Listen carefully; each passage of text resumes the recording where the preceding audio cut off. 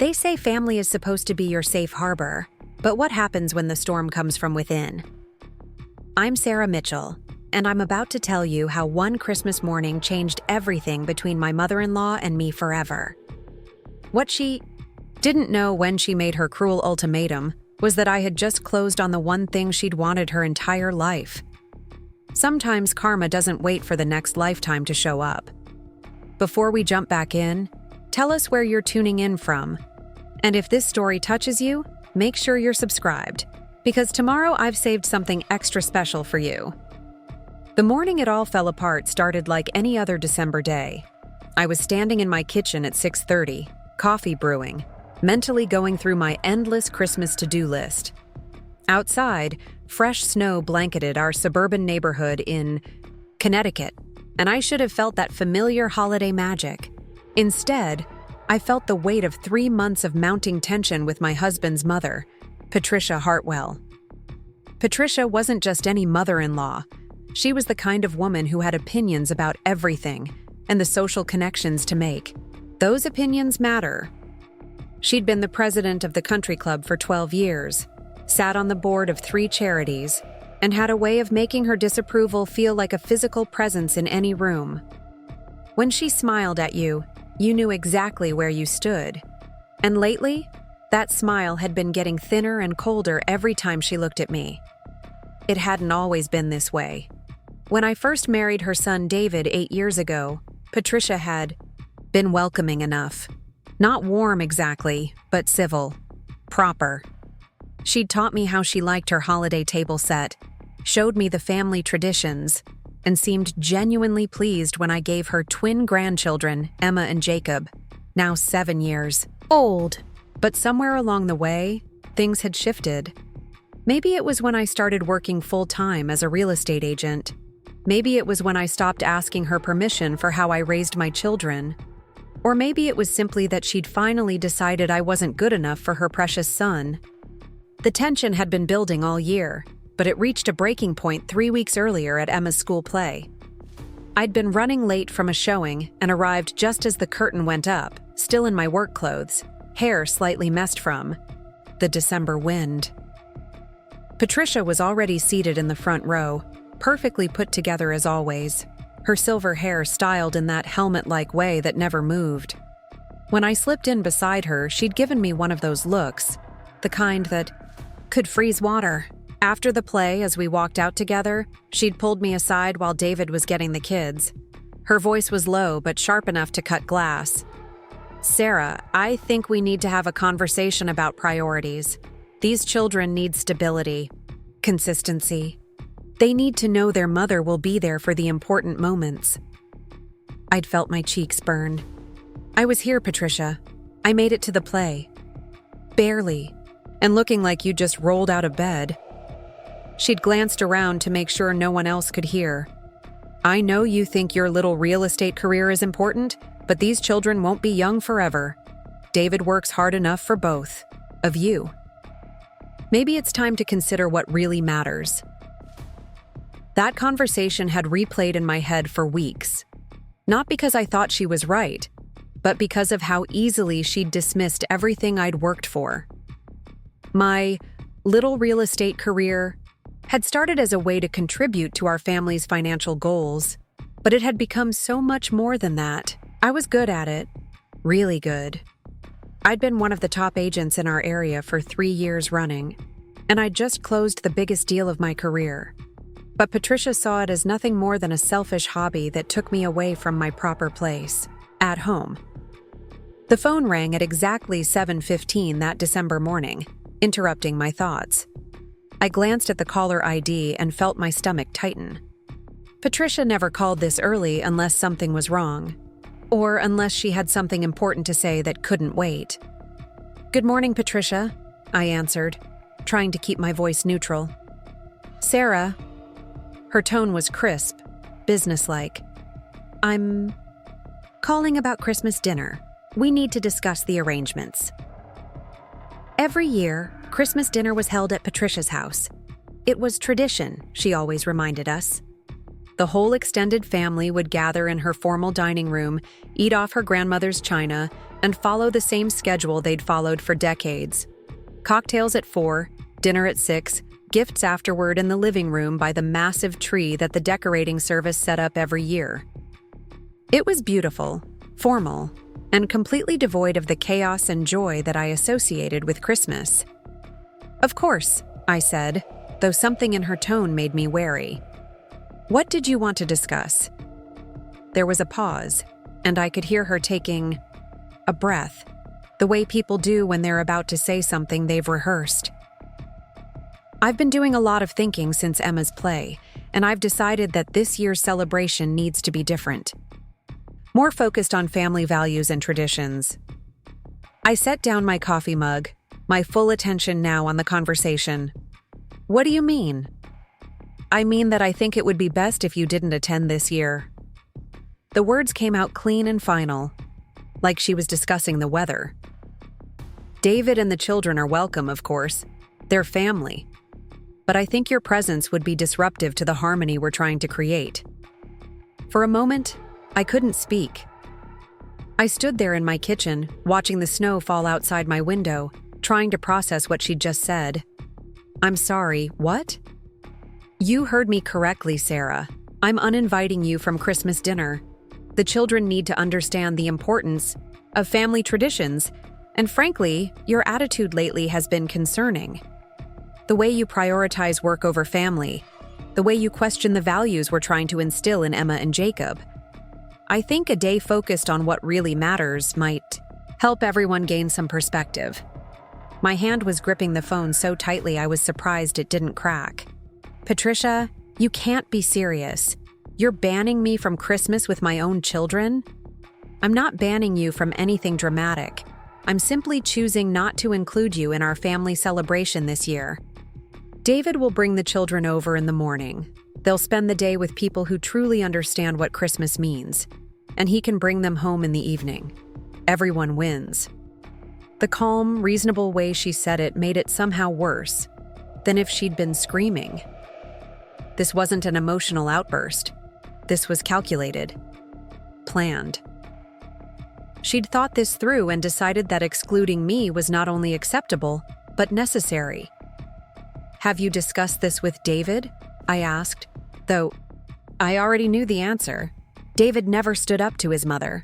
In 8 years of marriage, I could count on one hand the number of times he'd contradicted her about anything. David understands that sometimes difficult decisions need to be made for the good of the family. He'll be fine with it once he sees how peaceful the day is without all the tension you bring. All the tension I bring, as if I was the problem. Preparing and narrating this story took us a lot of time, so if you are enjoying it, subscribe to our channel. It means a lot to us. Now back to the story. As if 8 years of biting my tongue, following her rules, and trying to fit into her vision of what a proper daughter-in-law should be had never happened. "Patricia," I said, and I could hear my voice getting shakier despite my efforts to stay calm. "These are my children. I'm not missing Christmas morning with them because you've decided I'm not worthy of your dinner table." "Oh, you'll have Christmas morning," she said, and I could hear the smile in her voice. The cold, satisfied smile of someone who held all the cards. "You can have your little gift exchange at home, do whatever modern families do. But the real Christmas, the traditional Christmas, happens here. And this year, that's for family only." I wanted to hang up. I wanted to scream. I wanted to tell her exactly what I thought of her and her precious traditions. Instead, I found myself saying, "What do you want, Patricia?" Because that's what this was really about. It wasn't about Christmas or family values or traditions. This was about power, about reminding me that in her world, she was the one who decided who belonged and who didn't. "I want you to remember your place," she said simply. "I want you to think about whether this marriage is really working for everyone involved. David deserves better than someone who puts her own ambitions ahead of her family. The children deserve a mother who's present, who understands what truly matters." And there it was, the real message. This wasn't just about Christmas. This was about her trying to drive a wedge between David and me, trying to make me choose between my career and my family, trying to force me back into the box she thought I belonged in. "I need to think about this," I said finally. "Of course. You do. Take all the time you need. But the dinner is next week, so don't take too long. And Sarah, don't think about making this more difficult than it needs to be. Don't make David choose between you and his family. You won't like how that turns out." The line went dead, and I stood there holding the phone, shaking with anger and disbelief. Upstairs, I could hear David's shower running and the kids starting to stir in their rooms. Normal morning sounds from a normal family, except nothing about this morning felt normal anymore. I walked to the window and stared out at the snow-covered street, trying to process what had just happened. Patricia had essentially told me I wasn't welcome in my own family's Christmas celebration. She'd threatened my marriage. She'd used my children as leverage to try to control me. And she'd done it all with the calm confidence of someone who was absolutely certain she would get her way. What she didn't know, what I hadn't told anyone yet, was that 3 days earlier, I'd closed on a property that had been on the market for 2 years. A property that Patricia had been obsessing over since the day it was listed, the old Victorian mansion on Elm Street, the one with the wraparound porch and the tower room and the garden that looked like something out of a magazine. The house she'd driven past every week for 20 years, the one she'd pointed out to David 100 times with wistful comments about how it was exactly what she'd always dreamed of owning.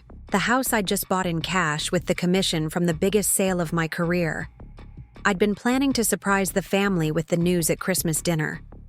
I'd imagined Patricia's face when I casually mentioned that I'd purchased her dream house, that my little real estate career had made it possible for me to buy outright what she could only drive past and wish for.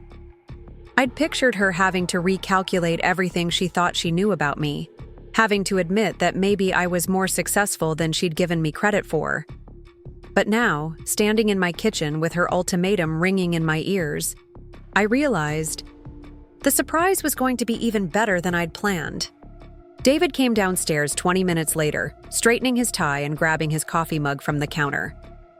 He was humming Christmas carols under his breath, completely oblivious to the bomb his mother had just dropped on our morning. "Morning. Beautiful," he said, kissing my cheek. "Kids up yet?" "Just getting dressed," I said, studying his face. "David, did your mother call you this morning?" He paused, his coffee mug halfway to his lips.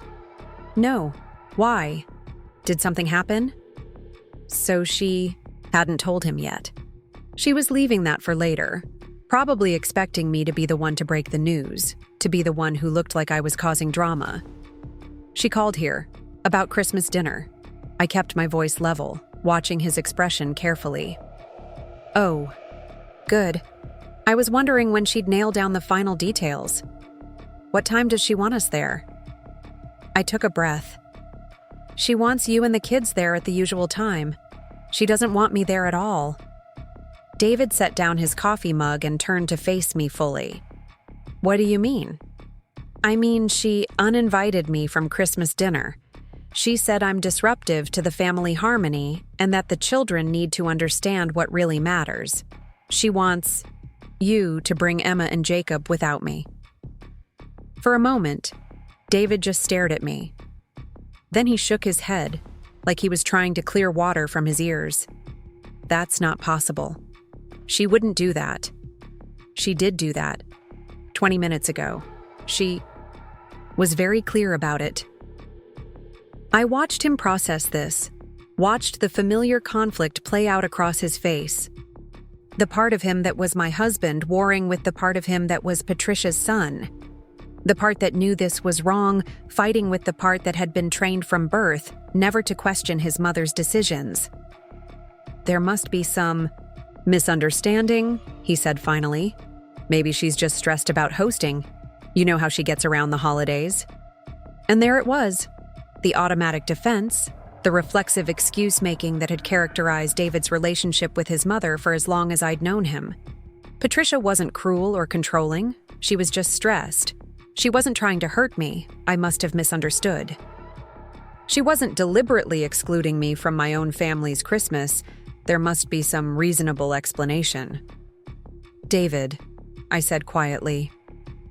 She told me I should think about whether this marriage is working for everyone involved. She said you deserve better than someone who puts her ambitions ahead of her family. Does that sound like stress to you? Or does that sound like she's trying to end our marriage? His face went pale. For a moment, I thought I saw a flash of real anger, the kind of protective fury I'd been hoping to see for years. But then it faded, replaced by that familiar look of someone trying to find the middle ground where everyone could be happy. I'll talk to her, he said. I'll explain that we're a package deal, that if she wants me and the kids there, you come too. And if she says no? Another pause, another moment of visible internal struggle. She won't say no. Once I explain how important this is to me, she'll understand. But I could see in his eyes that he wasn't sure, that there was a part of him, maybe a big part, that was already calculating how to make this work without directly confronting his mother. Maybe suggesting we have our own Christmas at home this year. Maybe proposing some compromise where I came for dessert, but not dinner. Anything that would let him avoid taking a clear side in the conflict. I'd seen this dance too many times before. David loved me, I knew that. But Patricia had raised him to believe that keeping her happy was his primary responsibility and that everyone else's needs were secondary to that goal. For 8 years, I'd told myself it was enough that he loved me, that eventually he'd learn to prioritize our family over his mother's demands. But standing there in our kitchen, listening to him make excuses for behavior that was clearly inexcusable, I realized how naive I'd been. The kids came thundering down the stairs then, Emma in her school uniform and Jacob in his pajamas, arguing about something that had happened in a video game the night before. Normal sibling chaos that usually made me smile, but today it just reminded me of what was at stake.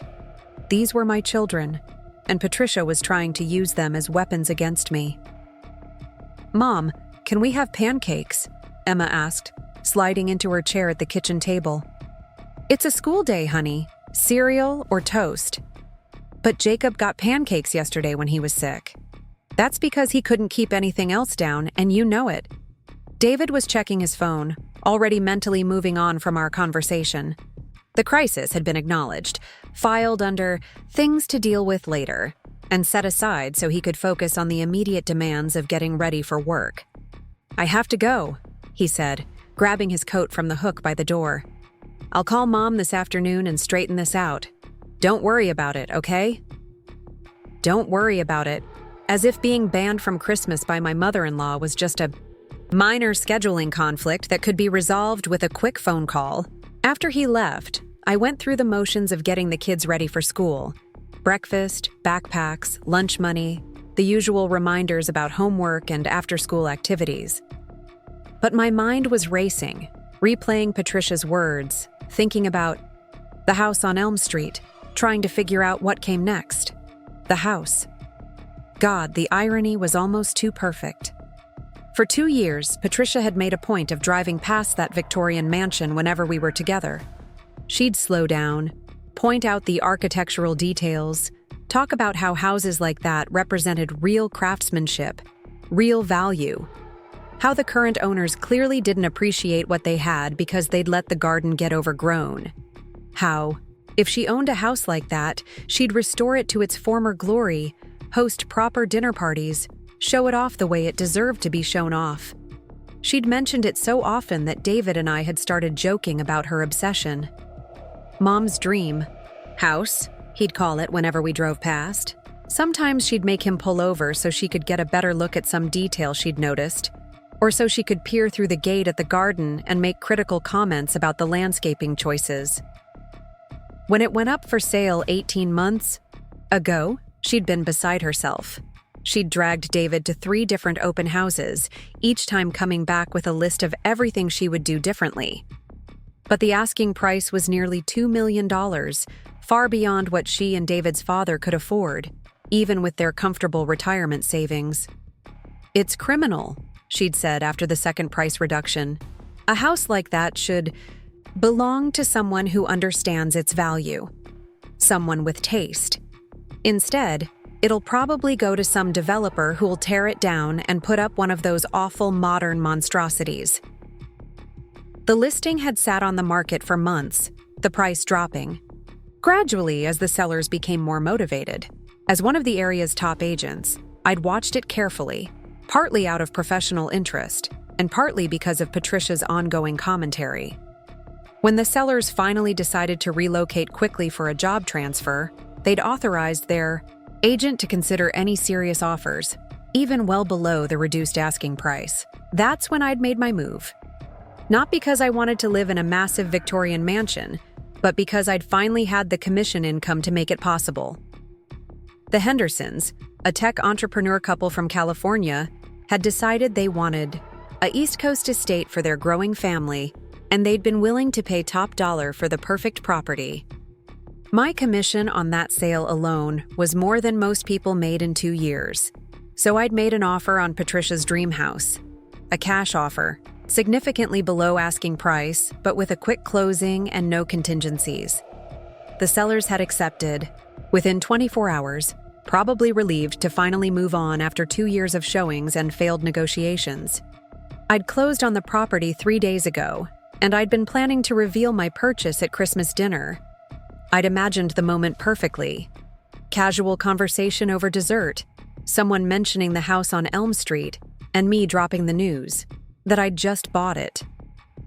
The look on Patricia's face when she realized that my little real estate career had made it possible for me to purchase outright what she could only dream about owning.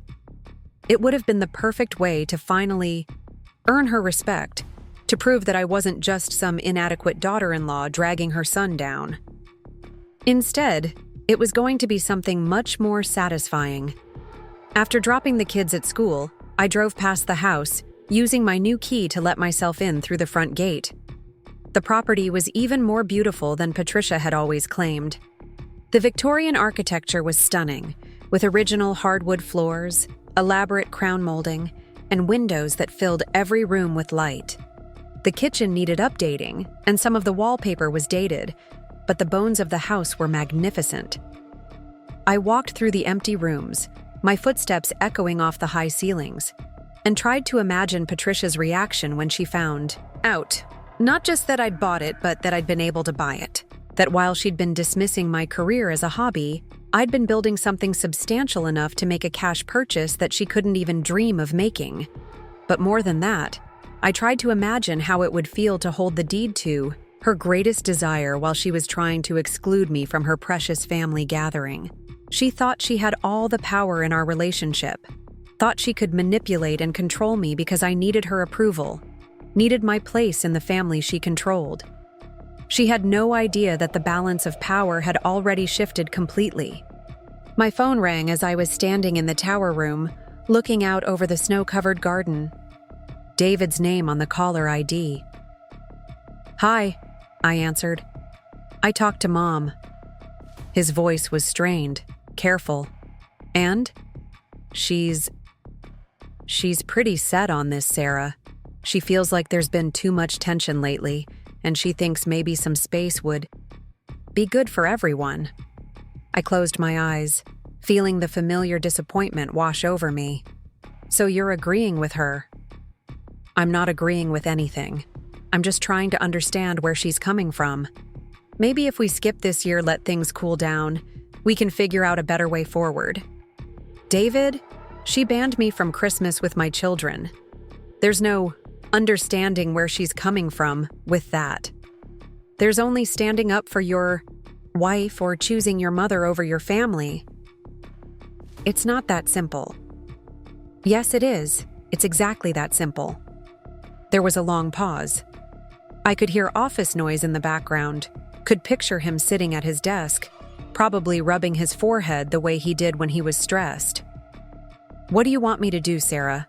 Cut off my mother completely? Never speak to her again? That's not realistic." "I want you to tell her that your wife and children are a package deal. That if she wants to exclude me, she's excluding all of us. I want you to protect your family instead of protecting her feelings. Another pause. She's family too. Then act like it. Family doesn't ban family from Christmas. When we hung up, I knew exactly how this was going to play out. David would try to find some middle ground that kept everyone semi-happy and fully resentful. Patricia would get her way while making it look like she was being reasonable and accommodating, and I would be expected to accept whatever crumbs they offered and be grateful for the privilege. But this time was going to be different. This time, I had something Patricia wanted more than she wanted to control me. I pulled out my phone and scrolled through my contacts until I found the number for the local newspaper's lifestyle editor. Janet Morrison and I had worked together on several charity events, and she'd been trying to get me to agree to a feature about successful women in real estate for months. Janet? It's Sarah Mitchell. I've been thinking about that article you wanted to do. Are you still interested? Absolutely. What changed your mind? I smiled, looking out at the snow-covered garden of my new house. I just closed on a really interesting property, and I think it might make a good story. The old Victorian mansion on Elm Street. You know the one? Oh my God. Someone finally bought that place? Who was crazy enough to pay that asking price? I was, and I paid cash. There was a moment of stunned silence. Sarah, are you serious? That house has been on the market forever. The listing price was astronomical. I'm very serious. I closed 3 days ago. Cash purchase, no financing, no contingencies. Turns out my little real estate career has been more successful than people realized. This is incredible. When? Can we schedule the interview? And can we get photos of the house? How about this week? I'm thinking a Christmas-themed piece. Successful local businesswoman purchases historic mansion, plans to restore it to its former glory. Maybe something about how hard work and determination can make dreams come true, even when people tell you those dreams are unrealistic. That sounds perfect. Are you planning to move in immediately? Eventually. But first, I'm thinking about hosting a little holiday gathering there. Nothing fancy. Just a small party to show off the house and maybe make a few announcements. After we hung up, I walked through the house one more time, this time with a different purpose. I wasn't just imagining Patricia's reaction anymore. I was planning it. The lifestyle article would run in the weekend edition, just a few days before Christmas. Everyone in our social circle would see it, including all of Patricia's country, club friends and charity board colleagues. They'd all know that the daughter-in-law she'd been dismissing and undermining had just made a purchase that none of them could afford. But that was just the beginning. Because I was also going to throw a party. A beautiful, elegant holiday party in my new mansion, the weekend before Christmas. I'd invite everyone we knew, everyone Patricia knew, everyone who mattered in her carefully curated social world. And I was going to make sure the invitation made it very clear that this was my house, my success, my achievement. Patricia thought she could exclude me from Christmas? Fine. I'd create my own Christmas celebration in her dream house, with her, friends and family, while she sat alone in her dining room realizing that she'd just made the biggest miscalculation of her life. The game had changed, and she didn't even know it yet. The next 3 days passed in a blur of phone calls, arrangements, and quiet preparation. I moved through my regular routine like an actress playing a role, smiling at school pickup, making dinner, helping with homework, all while my mind was spinning with plans that none of them could have imagined. David had grown increasingly quiet since our conversation about his mother's ultimatum. I could see him wrestling with the situation every time he looked at me, could practically watch the internal battle playing out behind his eyes. Part of him knew what Patricia had done was wrong, but 36 years of conditioning don't disappear overnight. He'd been raised to believe that keeping his mother happy was the key to family harmony, and now he was faced with the impossible task of pleasing two women who were fundamentally at odds. Thursday evening, he finally brought it up again while we were cleaning up after dinner. The kids were upstairs doing homework, and the kitchen felt unusually quiet without their chatter. "I've been thinking about Christmas," he said, not quite, meeting my eyes as he loaded plates into the dishwasher. "Have you?" I kept my voice neutral, continuing to wipe down the counters. "Maybe we could compromise. What if we had our own Christmas morning here, just the four of us, and then went to Mom's in the afternoon? You could come for dessert and coffee, skip the big dinner part where she gets so stressed about everything being perfect." I stopped wiping and turned to look at him. "David, do you hear yourself right now?" "What do you mean? You're asking me to compromise with someone who banned me from a family gathering. You're asking me to accept being excluded from Christmas dinner with my own children because your mother gets stressed about place settings." He set down the plate he was holding and turned to face me fully. "She's not some monster, Sarah. She's just set in her ways. And lately you two have been oil and water. Maybe some space would actually help." "Space." I repeated the word like it tasted bitter. "Is that what you call it when someone tells you your wife isn't welcome at Christmas? When they suggest your marriage isn't working and that you deserve better?" For the first time, I saw a flash of real anger cross his face. "She said that?" Word for word, along with some thoughts about how I should reconsider my priorities and remember my place. David was quiet for a long moment, and I could see him processing this new information. Patricia had been careful about what she'd said to him directly, keeping her most cutting remarks for our private conversation. "She shouldn't have said that," he said finally. "No, she shouldn't have. But she did. And now I need to know where you stand. Are you my husband first, or are you her son first?" It was a harsh way to put it, but I was tired of dancing around the real issue.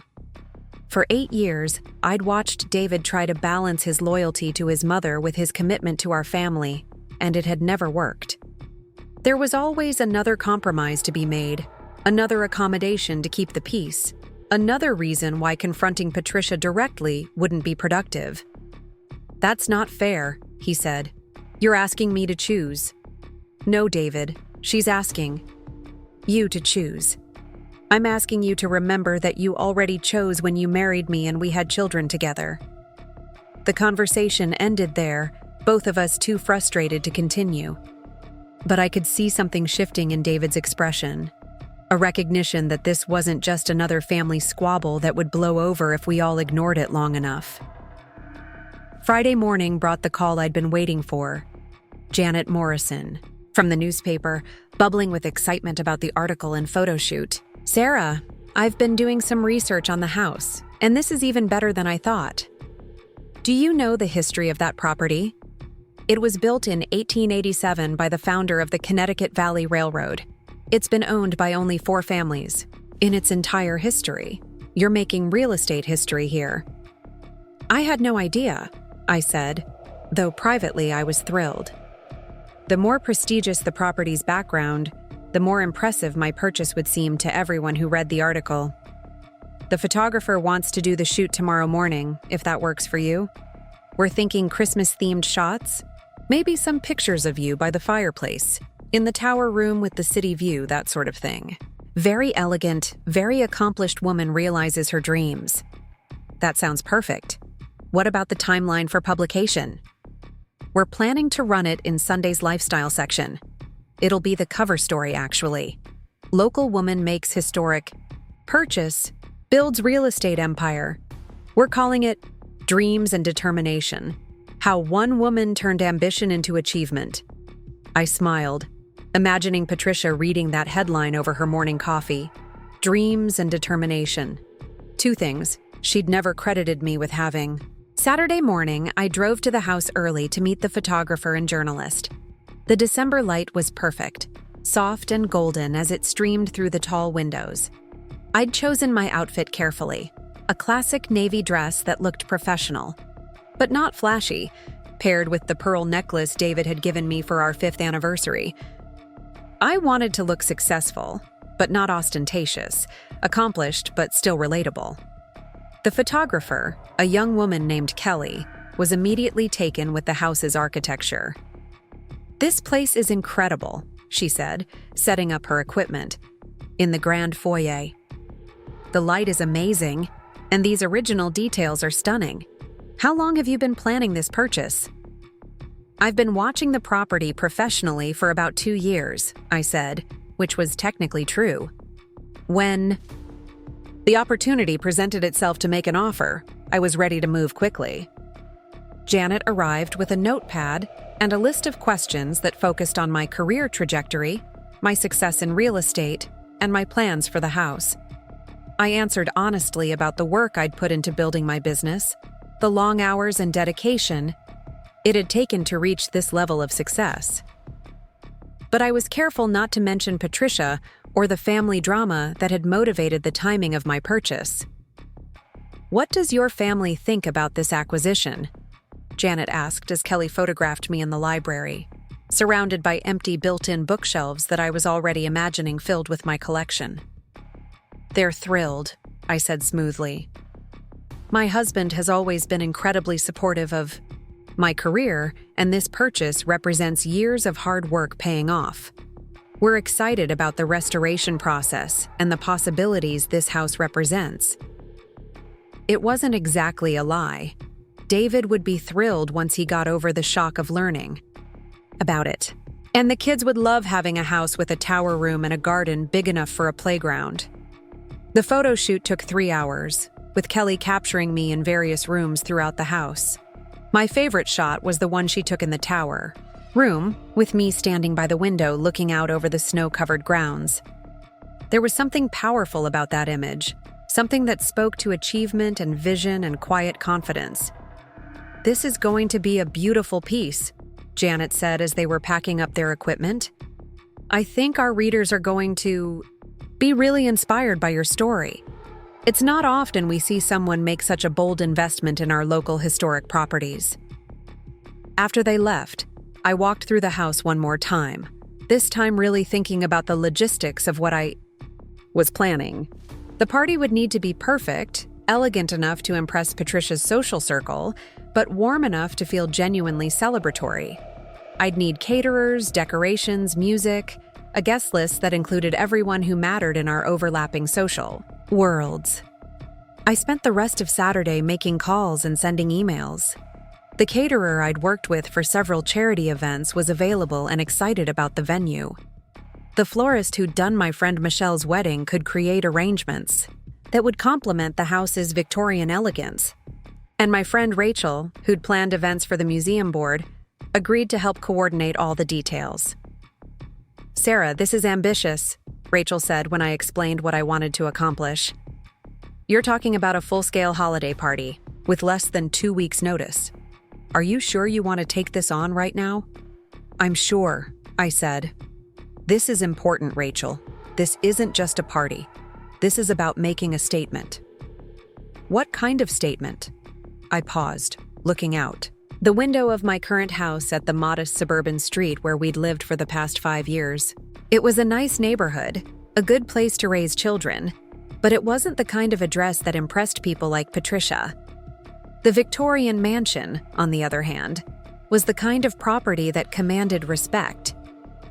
"I want people to see what I've accomplished," I said finally.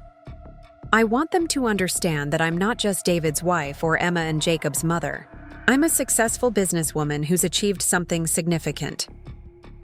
And this is all about proving something to your mother-in-law, isn't it?" Rachel knew me too well. We'd been friends since college, and she'd watched my relationship with Patricia deteriorate over the years. "Partly," I admitted, "but it's also about proving something to myself. For 8 years, I've been trying to earn Patricia's approval, trying to fit into her idea of what I should be. I'm done with that. I want to show everyone, including her, who I really am." Sunday morning arrived with bright sunshine and the kind of crisp winter air that made everything look sharper and more defined. I was up early, drinking coffee and going over my party planning notes when David came downstairs in his pajamas, hair still messy from sleep. "You're up early," he said. kissing the top of my head as he reached for the coffee pot. I wanted to get some things done before the kids woke up, I said, closing my notebook before he could see what I was working on. What kind of things?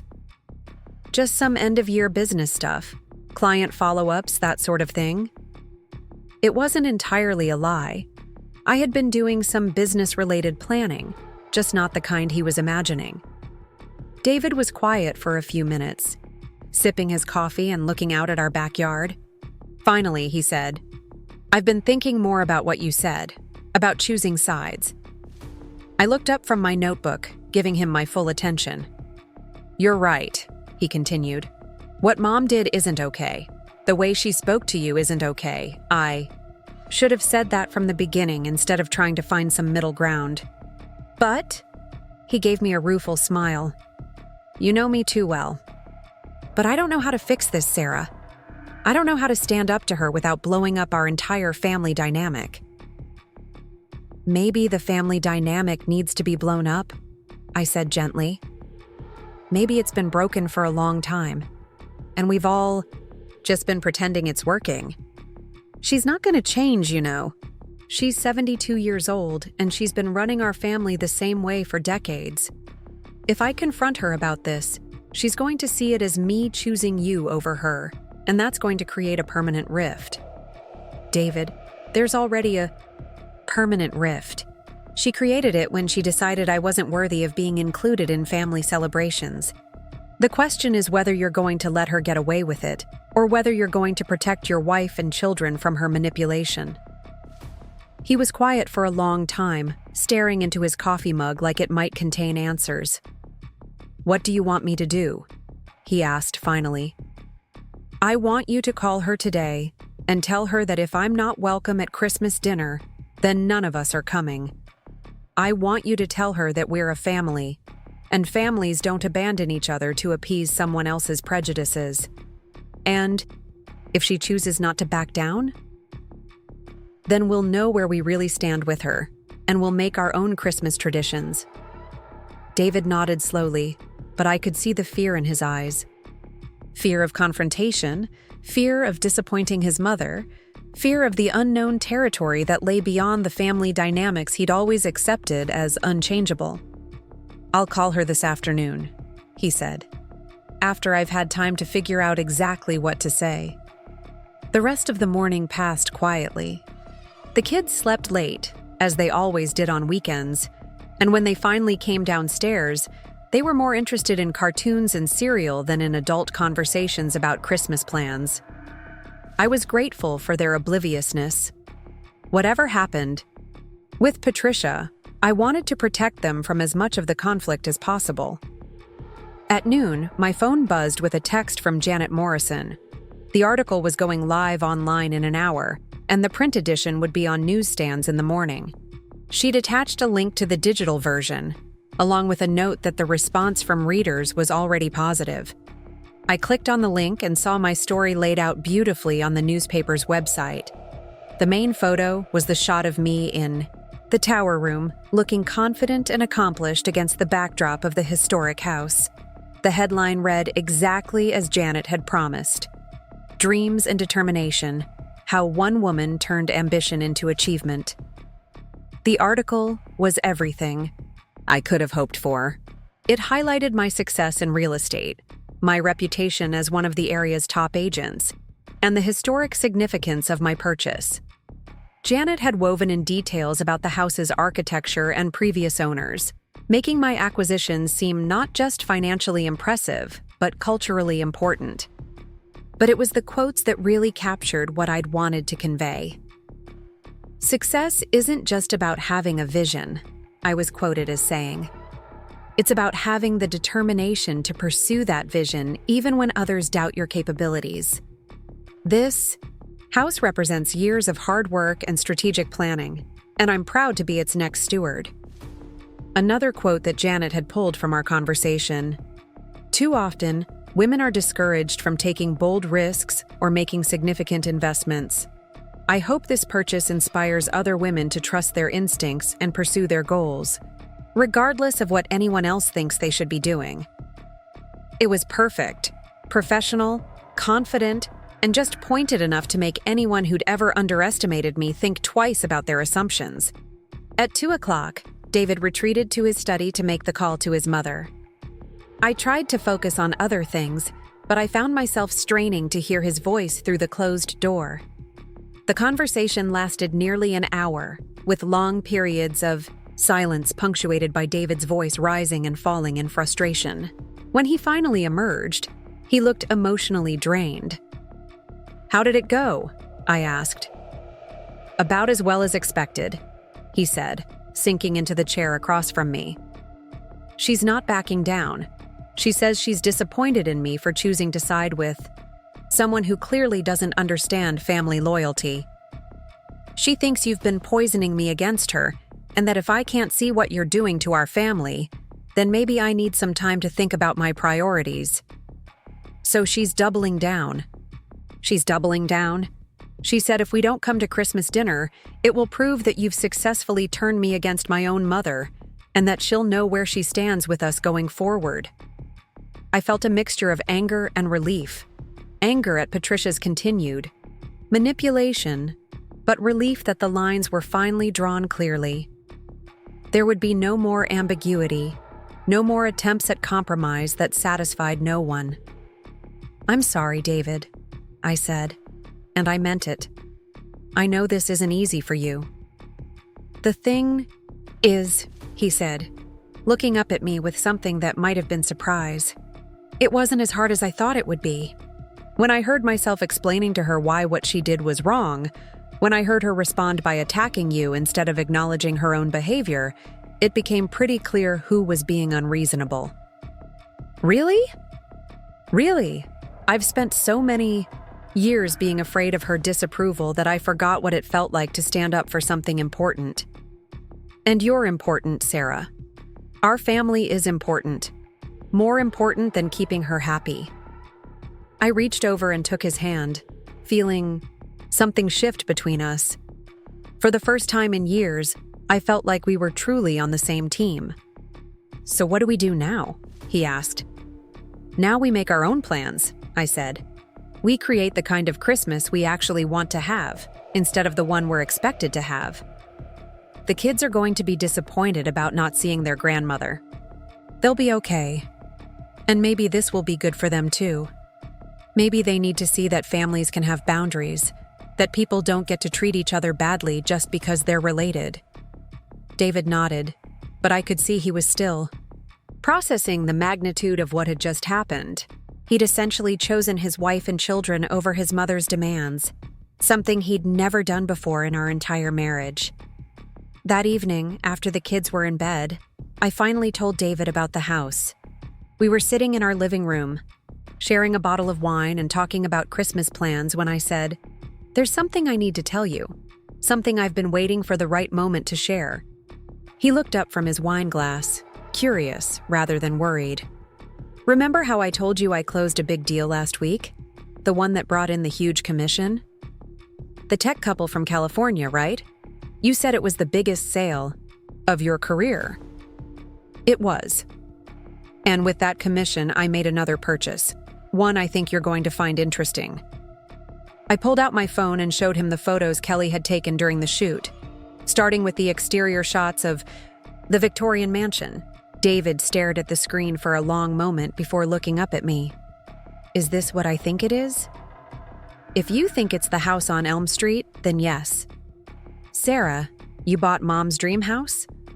"I bought a beautiful historic property that I fell in love with and could finally afford. The fact that your mother has been obsessing over it for years is just a coincidence." David started laughing, a sound that began as surprise and gradually transformed into something that sounded almost like relief. "You bought Mom's dream house," he repeated, "with your own money, from your little real estate career." "I did." "And you didn't tell me?" "I was planning to surprise everyone at Christmas dinner. I thought it would be fun to casually mention it over dessert and watch everyone's reactions." "Oh my God," David said, looking at the photos again. "She's going to lose her mind." "Probably, but here's the thing, David. I'm not just going to tell her about it. I'm going to throw a party there. A beautiful, elegant holiday party. And I'm going to invite everyone we know, everyone she knows, everyone who's going to read about my purchase in tomorrow's newspaper. I showed him the article on my phone, watching his expression change as he read through it. This comes out tomorrow? Online version went live this afternoon. Print edition hits the stands in the morning. David was quiet for a long time, scrolling through the article and looking at the photos. "You've been planning this," he said finally. "Not just the house purchase, but all of it. The article, the party, the timing." "I've been planning to succeed," I said. "Everything else just fell into place." "And you didn't think to include me in any of these plans?" There was hurt in his voice, and I realized that in my focus on proving myself to Patricia, I'd left David out of the equation entirely. "You're right," I said. "I should have told you about the house purchase before I made it. That was a decision that affects our whole family, and I made it unilaterally." "Why didn't you?" I thought about that for a moment, trying to give him an honest answer. "Because I was afraid you'd talk me out of it, or that you'd want to discuss it with your mother first, or that you'd find some reason why it wasn't a good idea. And I needed to do this for me, David. I needed to prove to myself that I could make a decision this big and follow through with it. Even if it meant keeping secrets from your husband?" Even then. We sat in silence for a while, both of us processing the implications of what I'd just revealed. David was learning that his wife had been making major financial decisions without consulting him. I was realizing that my need to prove my independence had led me to shut out the person who should have been my closest ally. "Show me the house," David said finally. "I want to see what my wife bought with her ambition and determination." I looked at him carefully, trying to read his tone. There was hurt there, but also something that might have been pride. Now? We drove to the house in David's car, through the quiet Sunday evening streets of our town. I used my key to let us in through the front gate, and we walked up the stone pathway to the grand front entrance.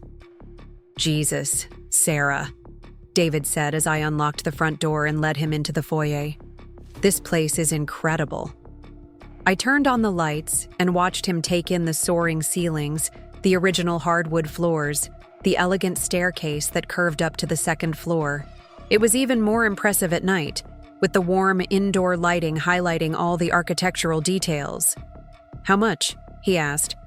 I told him the purchase price, and he whistled low. "And you paid cash." I paid cash. We walked through the house together, David asking questions about my plans for each room, about the restoration work that would need to be done, about the timeline for moving in. His hurt was gradually giving way to excitement as he began to understand the scope of what I'd accomplished.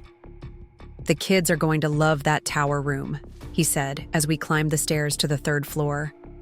I thought it could be a reading nook or a place for them to do homework. "And this garden could be amazing once it's cleaned up." I was thinking about putting in a playground, maybe a vegetable patch. By the time we'd finished the tour, David was looking at me with something I hadn't seen in his eyes for a long time. Not just love, but respect. Recognition that I was capable of things he hadn't given me credit for. "I'm proud of you," he said as we stood in the grand foyer, preparing to leave. "I'm proud of what you've built, what you've achieved. And I'm sorry it took me so long to really see it. Does this mean you're okay with the party idea?" David grinned, and for the first time since this whole situation with Patricia had started, he looked genuinely excited about something. "Sarah, I think the party idea is brilliant. In fact, I think we should make it the social event of the season." Monday morning brought the kind of chaos that only happens when a story goes viral in a small town. My phone started ringing at 7:30, and it didn't stop for the next 4 hours. Real estate colleagues, former clients, neighbors, friends I hadn't spoken to in months, all calling to congratulate me on the house purchase and the newspaper feature. The first call came from my mentor, Barbara Chen, who'd helped me get started in real estate 8 years ago. Sarah, I just read the article online and I had to call. This is incredible. Do you realize you've just made one of the most significant historic property purchases in the county this decade? I'm starting to realize that, I said, cradling the phone between my shoulder and ear while I tried to get the kids ready for school. The buzz in our industry is already intense. Everyone's talking about how you managed to close on that property when it's been sitting on the market for so long. You've just elevated your entire professional profile. After Barbara hung up, the calls kept coming. My friend Lisa from the PTA, who'd seen the online version while checking social media. My neighbor Janet, who'd picked up the print edition at the grocery store. Even my hairdresser called to schedule an appointment, joking that she needed to make sure she was taking proper care of a local celebrity's hair. But it was the call from Patricia's best friend, Margaret Thornfield, that really let me know the news had reached its intended target. Sarah, dear, Margaret's voice was honey-sweet with just enough edge to let me know this wasn't a purely congratulatory call. I saw the most interesting article about you in the paper this morning. Oh, that, I said, trying to sound casual. The journalist was very thorough. She certainly was. Such a lovely photo of you in that beautiful house. The house on Elm Street, wasn't it? That's right. How fascinating. You know, Patricia has always admired that property. She's mentioned it so many times over the years. I'm sure she'll be thrilled to hear that someone with such good taste has finally purchased it. The pause that followed was loaded with meaning. Margaret was fishing, trying to figure out whether Patricia already knew about my purchase and what her reaction had been. I'm sure she'll have thoughts about it, I said neutrally. Oh, I'm certain she will. Well, congratulations again, dear. Such an impressive achievement for someone so young. The someone so young comment was vintage Margaret, a reminder that in their social circle, success was supposed to come with age and proper pedigree, not hard work and strategic planning. After Margaret hung up, I realized that Patricia probably hadn't seen the article yet. She was famously resistant to technology and usually didn't read the newspaper until later in the morning with her second cup of coffee. Margaret's call meant that Patricia's phone was likely going to start ringing soon, with all her friends wanting to discuss the surprising news about her daughter-in-law's real estate coup. I was almost disappointed that I wouldn't be there to see her face when she realized what had happened. The party planning consumed most of my day. Rachel met me at the house at 10 to help with the logistics, and we spent 3 hours walking through each room, discussing layout, catering needs, and the guest list that was growing more ambitious by the hour. If you're really going to pull this off, we need to think about parking, Rachel said, standing in the grand foyer with a clipboard and measuring tape. This is a residential street, and if you're inviting as many people as you're talking about, we'll need valet service. Good point. What else? Coat check, obviously, and you'll need a string quartet or pianist for background music. Something elegant that matches the setting. Oh, and lighting. The house is beautiful, but we'll need additional lighting for evening entertaining. We made lists and called vendors, and slowly the party began to take shape. The catering company could handle a cocktail reception for up to 60 people. The florist would create arrangements that complemented the Victorian architecture without overwhelming it. The musicians could set up in the music room adjacent to the main parlor. What about the guest list? Rachel asked as we sat in the empty dining room, surrounded by notebooks and vendor brochures. I pulled out my phone and started scrolling through my contacts. Everyone from David's work, obviously.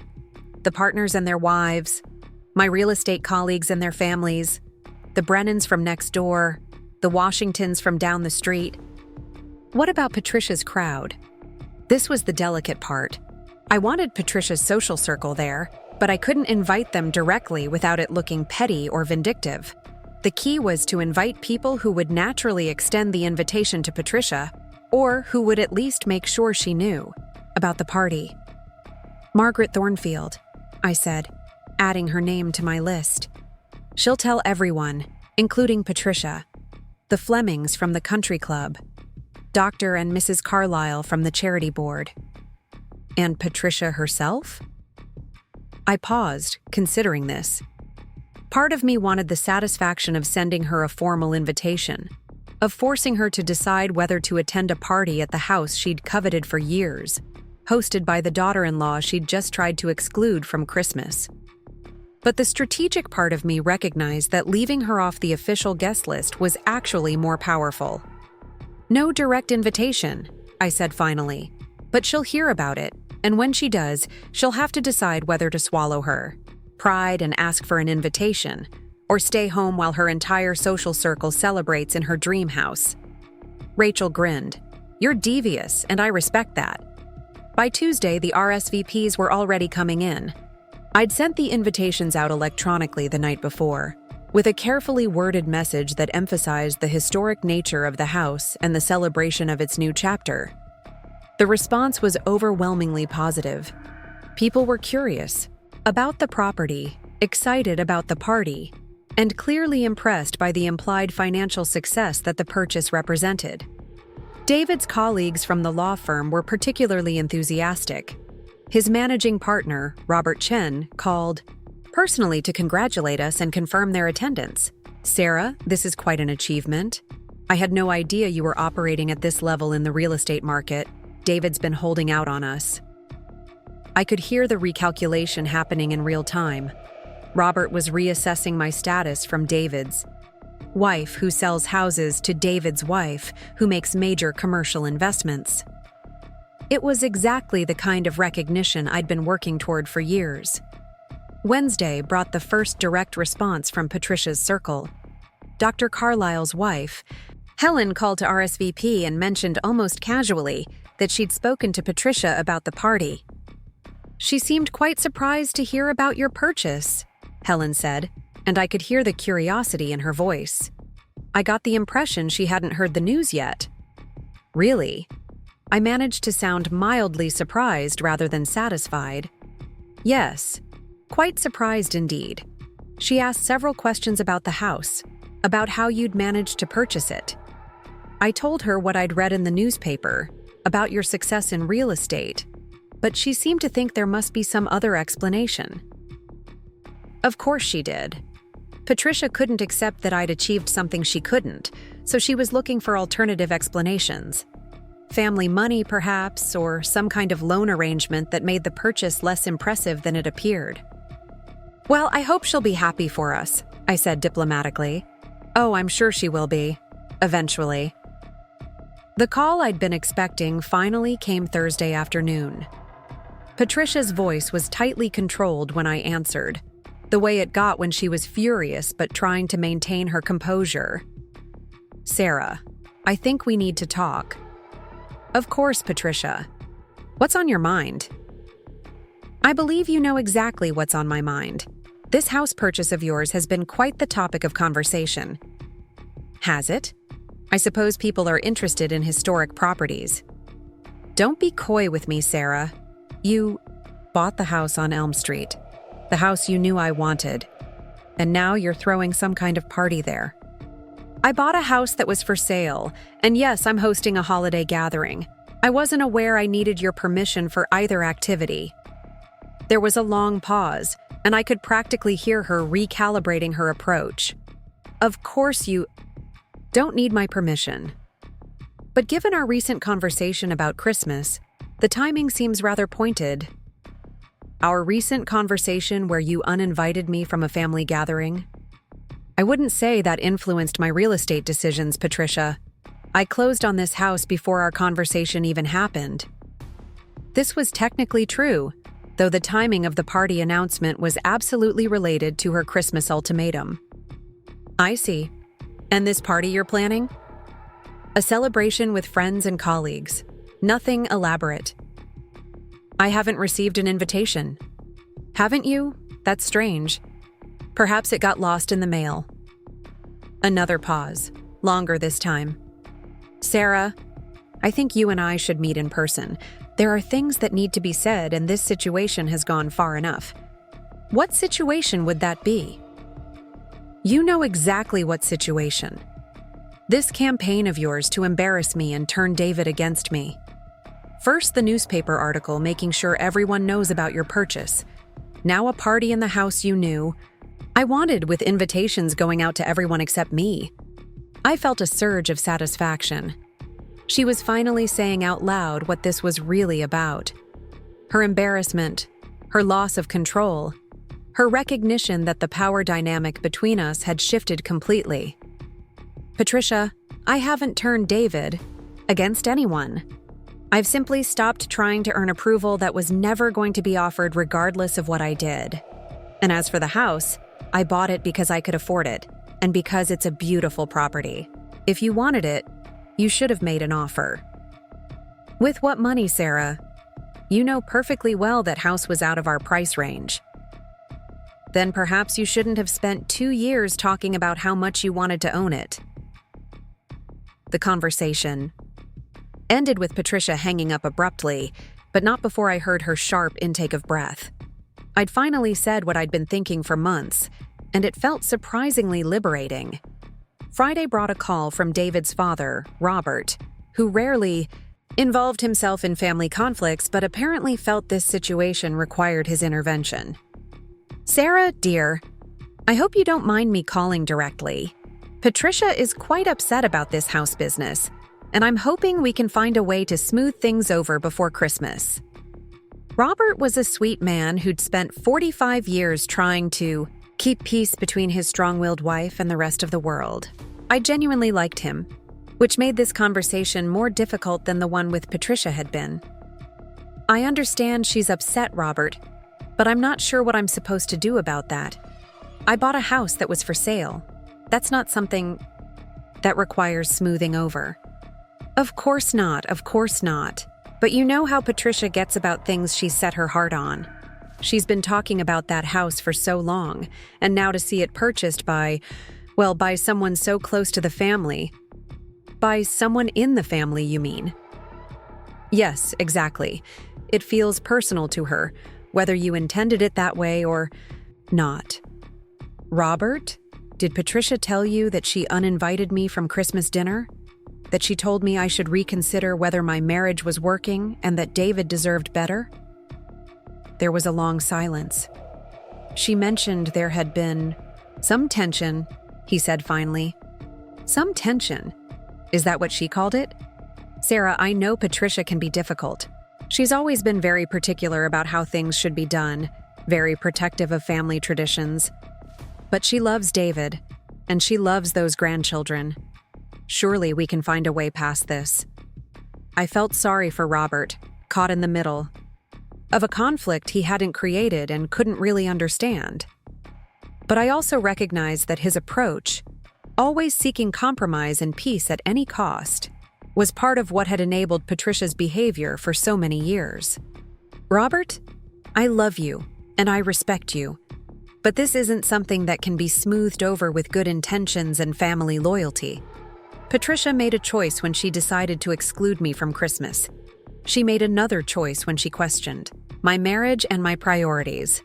I'm simply responding to those choices. And the party? Is that also a response? The party is a celebration. David and I are proud of what we've accomplished, and we want to share that with our friends and family. But not Patricia. Patricia chose to remove herself from our family celebrations. I'm just returning the favor. When I hung up, I felt a mixture of sadness and resolve. I genuinely cared about Robert, and I knew this situation was hard on him. But I also knew that someone needed to stop enabling Patricia's behavior, and if that someone had to be me, then so be it. Saturday brought the final week of party preparations, and the excitement was building to a fever pitch. The caterers had finalized the menu, the florist had confirmed the arrangements, and the musicians had done a walkthrough of the space. Everything was falling into place perfectly. The guest list had grown to 58 people, with only 3 declines. David's entire professional network would be there, along with most of my real estate colleagues and a significant portion of the social circle that Patricia considered her domain. The party was shaping up to be exactly what I'd envisioned: elegant, impressive, and impossible to ignore. David was throwing himself into the preparations with an enthusiasm that surprised me. He'd taken charge of the wine selection and the parking arrangements, and he'd even suggested hiring a photographer to document the evening. "This is a significant moment," he said, as we stood in the house's grand parlor, imagining how it would look filled with guests. "Your first major real estate investment. Our first time hosting in a property like this. We should have pictures." "You're really okay with all of this?" I asked. "With the party, with the guest list, with the fact that your mother isn't invited?" David was quiet for a moment, looking around the room with its soaring ceilings and elegant moldings. "You know what I realized this week?" he said finally. "For 8 years, I've been trying to manage the relationship between you and my mother, trying to keep you both happy, trying to find compromises that would work for everyone. And it never worked, because the problem wasn't that you two had different personalities or different opinions. The problem was that she never accepted you as an equal. And now I see what happens when you stop trying to earn someone's acceptance and start demanding their respect instead. And I have to say, I like this version of you better." Sunday evening, exactly 1 week before the party, I received a call from an unexpected source. Margaret Thornfield, Patricia's best friend, was calling with what could only be described as a diplomatic mission. "Sarah, dear, I hope you don't mind my calling, but I've been thinking about this situation with Patricia, and I believe there might be a way to resolve things that would benefit everyone." "I'm listening." "Well, as you know, Patricia has been quite distressed about the house purchase. Not because she begrudges your success, of course, but because she feels there might have been some misunderstanding about her own interest in the property." I almost laughed at the delicate phrasing. Patricia was distressed because I'd bought something she wanted, and Margaret was trying to find a way to frame that as a misunderstanding rather than a straightforward case of being outbid by someone with more resources. What kind of misunderstanding? Perhaps she wasn't clear about how serious her interest was. Perhaps if she'd known you were considering a purchase, some arrangement could have been made. What kind of arrangement? Well, that would be something for you and Patricia to discuss, but I do think she'd be very grateful for the opportunity to have that conversation. I realized what Margaret was really asking. She wanted me to give Patricia a way to save face, possibly by selling her the house at cost, or by entering into some kind of partnership arrangement that would let Patricia claim partial ownership of her dream property. "Margaret, I appreciate your concern for Patricia's feelings, but I'm not interested in any kind of arrangement. I bought the house because I wanted it, and because I could afford it. It's not a consolation prize to be shared." Of course. But perhaps Patricia could be included in your holiday gathering, as a gesture of goodwill? And there, it was. Margaret was trying to negotiate Patricia's way into the party, probably at Patricia's request, but phrased as Margaret's own diplomatic initiative. "The guest list is already finalized," I said. "But if Patricia would like to attend, she's welcome to call me directly and ask for an invitation." "Oh, I don't think she'd be comfortable doing that." "Then I guess she won't be attending." Monday brought a flurry of last-minute confirmations and final preparations. The house was ready, the vendors were confirmed, and the weather forecast promised a clear, cold evening perfect for a holiday gathering. Everything was aligned for what would either be a triumph or a disaster, depending on how the evening unfolded.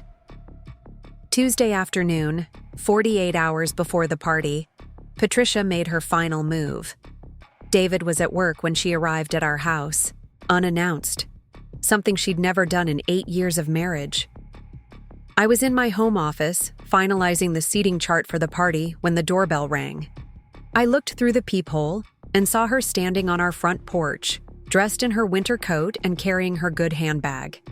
She looked determined and slightly nervous, the way people look when they're about to have a difficult conversation. They've been rehearsing. I considered not answering the door. We'd said everything that needed to be said over the phone, and I couldn't imagine that an in-person conversation would be any more productive. But curiosity won out, and I opened the door. "Patricia, this is unexpected. May I come in? I think it's time we had an honest conversation." I stepped aside and led her into our living room, the same room where David and I had decided to stand up to her just over a week earlier. She sat on the edge of the sofa, her posture rigid and formal. "I suppose you're feeling quite pleased with yourself," she said without preamble. "About what specifically?" "About the house, about the party, about turning my son against me and making me look foolish in front of everyone we know." I sat down across from her, studying her face. She looked older than I remembered, and more fragile. For just a moment, I felt a flicker of sympathy for her. "Patricia, I didn't turn David against you. I simply stopped accepting behavior that was harmful to my family." "Your family? David is my family. Those children are my family. You're the one who came into this family and changed everything. I married your son 8 years ago. I've tried to fit into your vision of what our family should look like, and I've failed repeatedly because your vision doesn't include room for who I actually am." "And who are you, Sarah? Besides someone who buys houses to spite her mother-in-law?" The contempt in her voice was unmistakable, and it crystallized something for me. This wasn't about the house, or Christmas, or even about respect. This was about Patricia's fundamental belief that I wasn't good enough for her son, and never would be. "I'm someone who built a successful career while raising 2 children and supporting my husband's ambitions," I said quietly. "I'm someone who worked for 8 years to earn your approval and finally realized it was never going to be offered. And yes, I'm someone who bought a house because I wanted it and could afford it, regardless of whether that purchase inconvenienced someone who thought she deserved it more." Patricia's composure finally cracked. "You have no idea what you've done, do you? That house represents everything I've worked for, everything I've wanted, and you bought it just to hurt me. I bought it because it was for sale and I could afford it. Your feelings about it are your responsibility, not mine. And the party? The guest list that includes everyone except me? The party is a celebration with friends and family. You removed yourself from the family category when you uninvited me from Christmas." We sat in silence for several minutes, the weight of 8 years of accumulated resentment settling between us. "What do you want from me, Patricia?" I asked, finally. "I want my family back. I want David to remember where his loyalties should lie. I want those children to grow up understanding the importance of respecting their elders.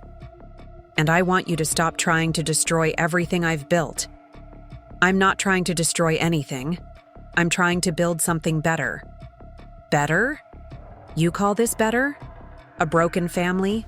A son who won't speak to his mother? Grandchildren? Who won't see their grandmother at Christmas? I call it honest. For the first time in 8 years, everyone knows exactly where they stand." Patricia stood up, smoothing her coat and gathering her handbag. "You'll regret this, Sarah. When David realizes what you've cost him, when he understands the price of choosing you over his family, you'll regret forcing him to make that choice. Maybe, but I'll never regret standing up for myself and my children." She walked to the door, then turned back one final time. "I raised David to be a good man. That means he'll eventually do the right thing." "Yes," I agreed. "He will."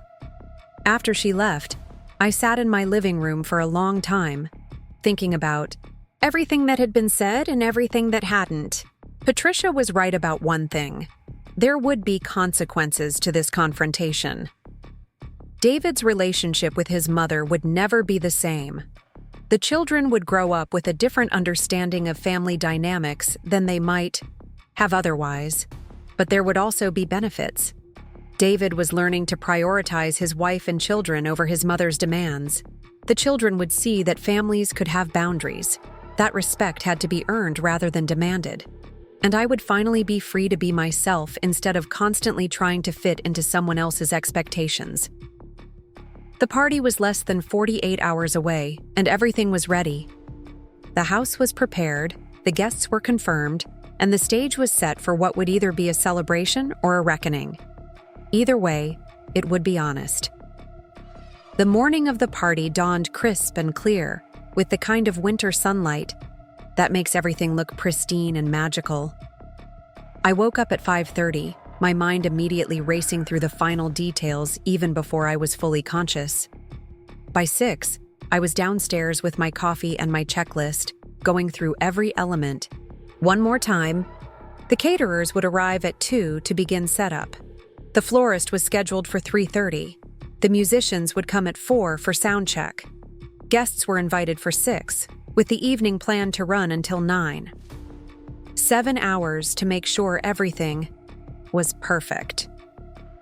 David found me in the kitchen at 7, surrounded by printed emails, vendor contracts, and timeline sheets. "How are you feeling?" he asked, pouring himself coffee and sitting beside me at the table. "Terrified and exhilarated," I admitted. "This could either be the best thing I've ever done or a complete disaster. It's going to be amazing, and even if something goes wrong, we'll handle it together." The support in his voice meant everything, to me. For the first time in our marriage, I felt like we were truly partners in something this significant. Emma and Jacob came downstairs full of excitement about the party. They'd been included in enough of the planning to feel invested in the outcome, and they were both looking forward to seeing their parents host such an elegant gathering. "Are we going to live in the big house now?" Jacob asked, spreading peanut butter on his toast with the concentration of a surgeon. "Eventually," I said. "We'll need to do some work on it first, make it more suitable for a family." "I want the tower room," Emma announced. "It would be the perfect place for my art supplies. We'll see. There are a lot of rooms to choose from." At 9, my phone started ringing with vendor confirmations and last-minute questions. The catering company needed clarification about dietary restrictions. The florist wanted to confirm the color scheme. The valet service had questions about traffic flow and parking logistics. Each call represented another detail falling into place, another element of the evening becoming concrete and real. By noon, I felt like a conductor preparing for a symphony performance, with dozens of moving parts that all needed to coordinate perfectly. David left at 1 to pick up his suit from the cleaners and handle some final errands. The kids went to their friend's house for the afternoon, where they'd stay until after the party began. I wanted them present for the early part of the evening, but didn't want them underfoot during setup. I arrived at the Victorian mansion at 1:30 to find the catering truck already parked outside. Maria Santos, the head of the catering company, met me at the front door with a clipboard and a confident smile. "Everything looks beautiful, Mrs. Mitchell. We've reviewed the layout, and I think we can execute exactly what you've envisioned." For the next 3 hours, I watched the house transform. The caterers set up elegant serving stations in the dining room and arranged cocktail tables throughout the main floor. The florist arrived with arrangements that perfectly complemented the house's architecture, adding touches of deep red and gold that enhanced rather than competed with the original design. The musicians, a string quartet I'd hired based on the recommendation of the museum board, set up in the music room and began their sound check. The music drifted through the house, classical pieces that seemed to awaken something in the old walls. At 4:30, Rachel arrived to help with final coordination. She took one look at the transformed space and whistled appreciatively. "Sarah, this is stunning. You've turned this house into something out of a magazine. Do you think it's too much? Too formal?" "It's perfect. Elegant without being intimidating, impressive without being showy. You've struck exactly the right balance." At 5, I went home to change into the dress I'd chosen for the evening. It was a deep navy cocktail dress that I'd bought specifically for this occasion, classic and sophisticated without being overly dramatic. I wanted to look like someone who belonged in a house like this, someone who had earned the right to host such a gathering. David was already dressed when I got home, and he looked incredibly handsome in his dark suit and silver tie. When he saw me in my dress, His expression shifted to something I hadn't seen in years. "You look absolutely beautiful," he said, and I could tell he meant it completely. "Are you ready for this?" "I'm ready to stand beside my wife and celebrate what she's accomplished." We arrived back at the house at 5:45, just as the first guests were pulling up to the valet station we'd set up in the circular driveway. Robert Chen and his wife Helen were early, as managing partners tend to be, and their faces when they walked into the foyer told me everything I needed to know about the impression the house was making. "Sarah, this is extraordinary," Helen said, looking around at the soaring ceilings and elegant arrangements. "I had no idea you were working at this level." "Thank you, Helen. I'm excited to finally share it with everyone." The next hour passed, in a blur of arrivals and introductions. My real estate colleagues came in looking impressed and slightly surprised by the scale of the property. David's law firm partners circulated through the rooms, clearly recalibrating their understanding of our financial situation. Neighbors and friends from the kids' school wandered through the house with wide eyes and appreciative comments. By 7:30, the house was filled with the kind of animated conversation that only happens when people are genuinely enjoying themselves. The cocktails were flowing, the hors d'oeuvres were disappearing at exactly the right pace, and the string quartet provided the perfect background ambiance. I was standing in the main parlor, accepting congratulations from Dr. Carlisle about the newspaper article, when I saw Margaret Thornfield arrive. She was alone, which immediately caught my attention, and she looked around the crowded rooms with the expression of someone trying to process unexpected information. "Margaret," I said, approaching her with a smile that felt only slightly forced. "I'm so glad you could make it." "Sarah, dear, this is quite remarkable. I had no idea the scope of what you'd taken on." "Thank you. Can I get you a drink?" "That would be lovely. And Sarah, I hope you don't mind my asking, but is Patricia planning to join us this evening?" The question I'd been expecting all night. Margaret was clearly uncomfortable being at a party that Patricia had been excluded from, but she was also too curious about the house to have stayed away. "Patricia wasn't able to attend," I said diplomatically, "but I'm sure she'll want to hear all about it from you." Margaret nodded, but I could see her making mental notes about every detail she observed. She would definitely be reporting back to Patricia about the guest list, the arrangements, and the overall impression the evening was making.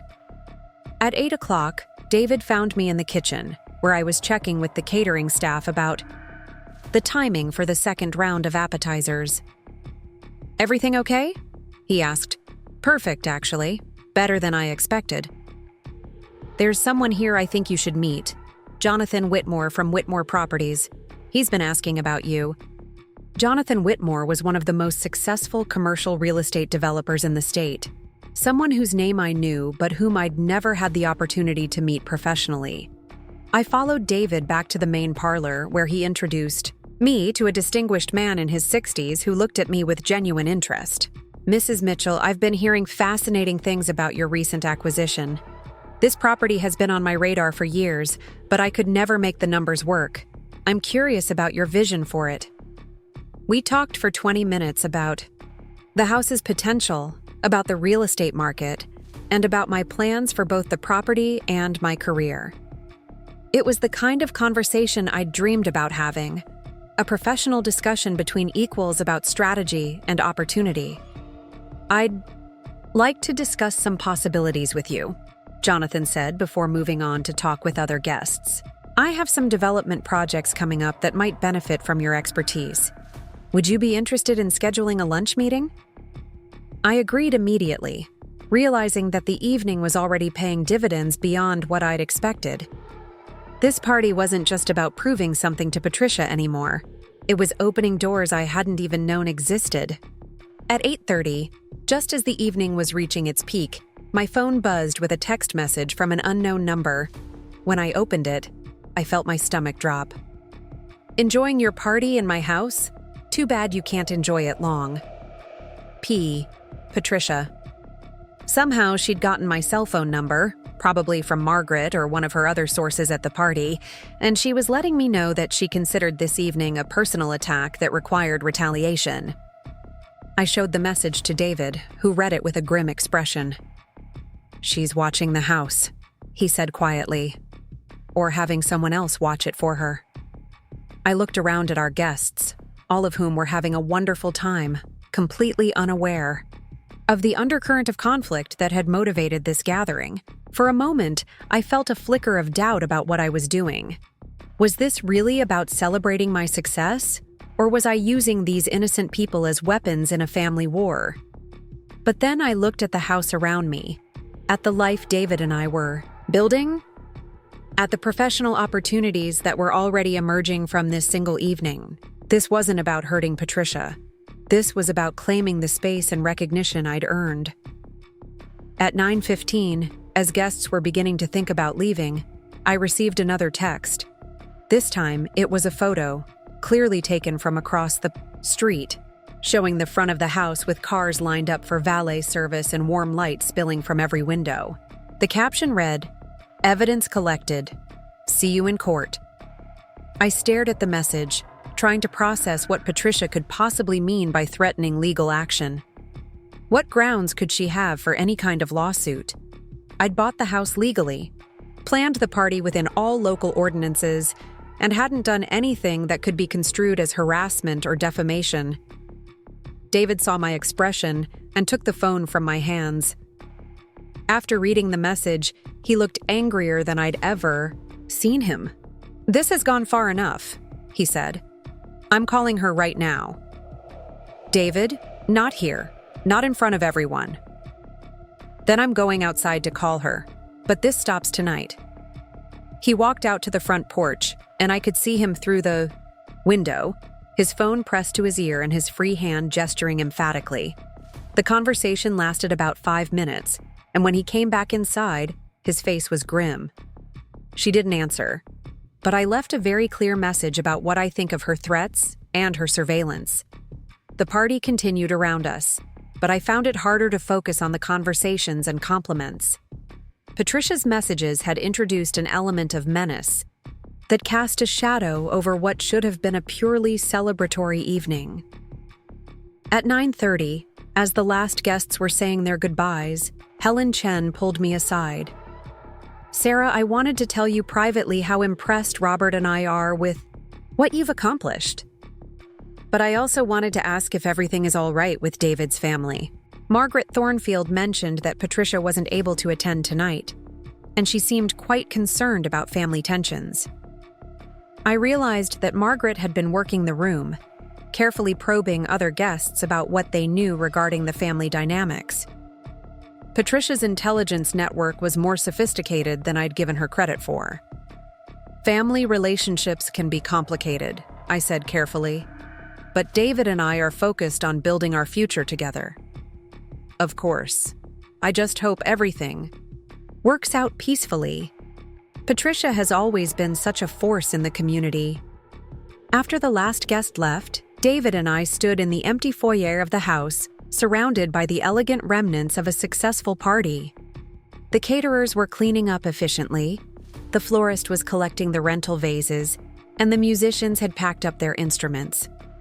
In 30 minutes, the house would be back to its empty state, but the impact of the evening would resonate for weeks. "How do you feel?" David asked, putting his arm around my waist. "Triumphant and terrified," I said honestly. "The party was everything I hoped it would be, but Patricia's messages have me worried about what comes next. Whatever comes next, we'll handle it. You proved something important tonight, Sarah. Not just to Patricia, but to everyone who was here. You proved that you're operating at a level that demands respect." We drove home in comfortable silence, both of us processing the events of the evening. The house felt strangely small after spending the evening in the Victorian mansion, and I found myself already imagining what it would be like to live there permanently. The kids were asleep when we got home, but they'd left notes on the kitchen table expressing their excitement about the party and asking how everything had gone. Emma had drawn a picture of the tower room with herself painting at an easel by the window. Jacob had written a list of questions about when we could move into the castle. At midnight, as I was getting ready for bed, my phone rang. Patricia's name appeared on the caller ID, and I hesitated before answering. "Hello, Patricia. I hope you're satisfied with your little performance tonight." Her voice was cold and controlled, but I could hear the fury underneath. "If you're referring to the party, yes, it was very successful. Our friends and colleagues were appropriately impressed with the house. Your house, built on stolen dreams and financed by a career that takes you away from your children. How do you think Emma and Jacob are going to feel when they realize their mother values material success more than family relationships? They're going to feel proud that their mother worked hard and achieved her goals. They're going to see that women can be successful and independent. They're going to see that their mother destroyed their relationship with their grandmother for the sake of a house and a party. No, Patricia. They're going to see that their grandmother chose her pride over her family. They're going to learn that love doesn't come with conditions and ultimatums." There was a long pause before Patricia spoke again. "This isn't over, Sarah. You may have won this round, but families are complicated things. Loyalties shift. People change their minds. David loves you now, but that love was built on a foundation of lies about who you really are." "What lies?" "The lie that you're a devoted wife and mother instead of an ambitious opportunist. The lie that you care about family instead of just wanting to prove something to people who never asked for your proof. David will figure it out eventually. And when he does, you'll find out how lonely that big house can be." The line went dead, and I sat on the edge of my bed, holding the phone and trying to process the venom in Patricia's voice. She wasn't just angry about the house or the party. She was genuinely convinced that I was a destructive force who was going to ultimately hurt David and the children. Part of me wondered if she might be right. Had I let my need to prove myself overwhelm my judgment about what was best for my family? Was I so focused on winning this conflict with Patricia that I was losing sight of the potential consequences for David and the kids? But then I thought about the evening we'd just had, about the genuine warmth and respect I'd seen in our guests' faces, about the professional opportunities that were already emerging from a single successful party. I thought about David's pride in what I'd accomplished, about the way he'd stood beside me as an equal partner rather than trying to manage the situation from the middle. I'd spent 8 years trying to earn Patricia's approval by diminishing myself, by fitting into her narrow definition of what a proper wife and mother should be. Tonight, I'd shown everyone, including myself, what I was capable of when I stopped, apologizing for my ambitions and started celebrating my achievements. Whatever Patricia's next move would be, I was ready for it. Because for the first time in years, I knew exactly who I was and what I was worth. The next morning brought a flood of thank you messages and follow-up calls from the previous evenings. Guests. The party had clearly made the impression I'd hoped for, with several people mentioning how they'd been talking about it over breakfast and planning to drive past the house to see it in daylight. But it also brought an unexpected visitor. I was in my kitchen, reading through the messages and making notes about potential business opportunities, when the doorbell rang. Through the peephole, I saw Robert, David's father, standing on our front porch with the defeated posture of a man who'd been sent on a mission he didn't believe in. I opened the door and invited him in, noting immediately that he looked tired and older than he had just a few weeks earlier. "Coffee?" I offered. "That would be nice, thank you." We sat at my kitchen table, the same place where Patricia had delivered her Christmas ultimatum just over 2 weeks earlier. The symmetry wasn't lost on me. "Patricia asked me to come," Robert said without preamble. "She wanted me to talk to you about finding a way to resolve this situation before it gets any worse." Define worse. She's talking about lawyers, Sarah, about challenging the house purchase somehow, about investigating your real estate transactions for ethics violations. She's convinced herself that there must have been something improper about how you managed to afford that property. I felt a chill run down my spine. Patricia was escalating beyond family conflict into professional sabotage, and she was apparently serious enough about it to involve lawyers. Robert, I bought that house with money I earned through legitimate real estate commissions. Every transaction I've ever been involved in has been completely above board and properly documented. I believe you. But Patricia is angry enough to cause problems whether or not she has legitimate grounds for complaint. She's already been making calls to people in your industry, asking questions about your recent sales and your client relationships. This was worse than I'd expected. Patricia wasn't just threatening legal action, she was actively trying to damage my professional reputation by spreading doubt about my business practices. What does she want? She wants you to sell her the house, at cost with owner financing, if necessary. She wants an apology for what she calls your deliberate campaign to humiliate her. And she wants assurance that David will resume normal family relationships without your interference. I stared at Robert, trying to process the audacity of Patricia's demands. She wanted me to give up the house I'd worked years to afford, apologize for succeeding where she'd failed, and promise to step aside while she rebuilt her control over David. And if I refuse, then she's prepared to make your life as difficult as possible. Legal challenges, professional complaints, social pressure. She's convinced that she can force you to capitulate if she applies enough pressure in the right places. I thought about Jonathan Whitmore's business proposal, about the career opportunities that were opening up because of last night's party, about the future David and I were building together. Patricia was threatening to destroy all of it because she couldn't accept that I'd achieved something she couldn't. Robert, I'm not selling Patricia the house. I'm not apologizing for buying something that was legally for sale.